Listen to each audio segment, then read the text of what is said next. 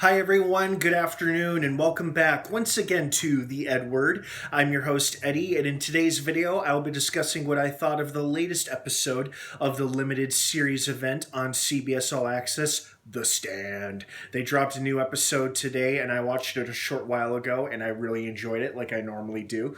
And before I give you guys my review, of course, please be warned this is a spoiler-filled review, so if you're not caught up on The Stand by this episode or previous episodes, you might not want to keep watching or listening as I will be discussing spoilers. So, that being said, you have been warned.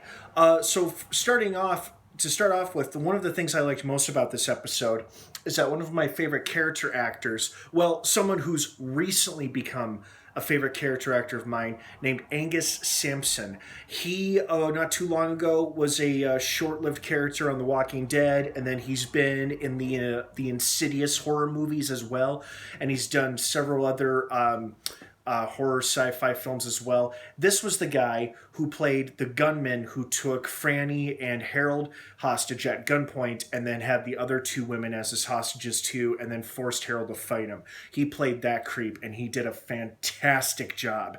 I was honestly surprised that Glenn or Stu didn't shoot him dead when they got close enough, but I guess that was rather fitting that one of his captive victims, the woman, beat his head in with a metal pipe, because, he met a violent, bloody end as he deserved it to, because the guy was definitely suffered from toxic masculinity and then just an overall rapist asshole. So, but he did a great job. It was such an unexpected treat to see Angus Sampson in another post-apocalyptic show, because like I said, he did a great job in The Walking Dead not too long ago as one of my new favorite short-lived characters. So it was a real treat for me to see him have a small yet strong supporting role in this show. So I was really happy to see him.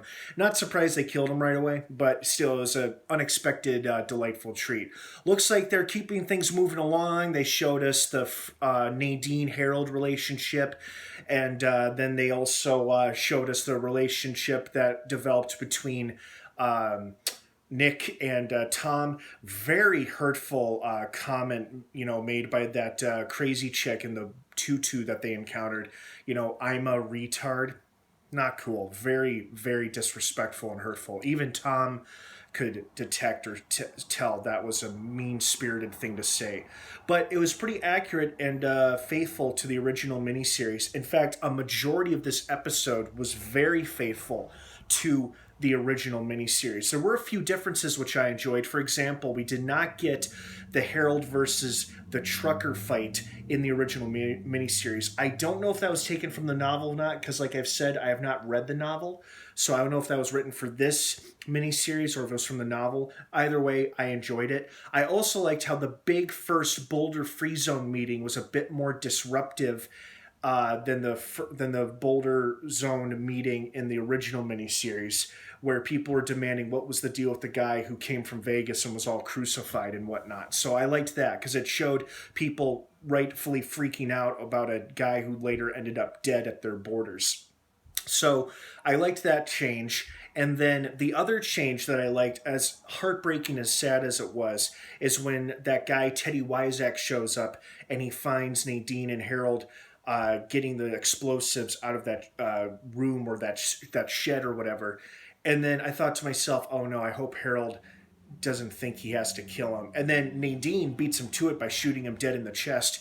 But you can tell from the reaction on Harold's face that he lost, like, the one and only friend he actually had in Boulder, like the one guy whom he had really actually bonded with since arriving there, and now Nadine shot him dead because he caught them, taking the explosives. That was heartbreaking. That was very, very sad to see, mostly because that was Harold's one and only friend, and then you had to watch him die because of his partner Nadine's actions.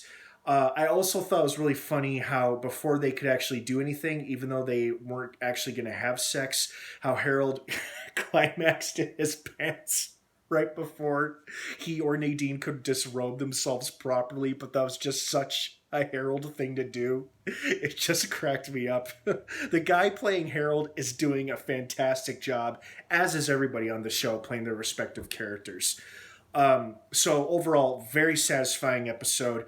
I'm really bummed about the guy that Nadine had to kill because, like I said, that was Harold's one and only friend. But it only adds to the storytelling and tragedy. You know what I mean?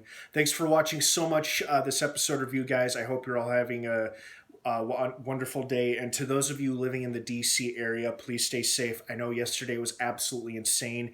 Hopefully, it's calmed down by now. So if you're in the DC area, please stay safe and stay informed. All right, everybody, have a great rest of your day. The Stand drops new episodes every Thursday on CBS All Access. Don't miss it, and subscribe to this channel for more episode reviews. Have a great rest of your day, everybody, and of course, until next time, may the Force be with you.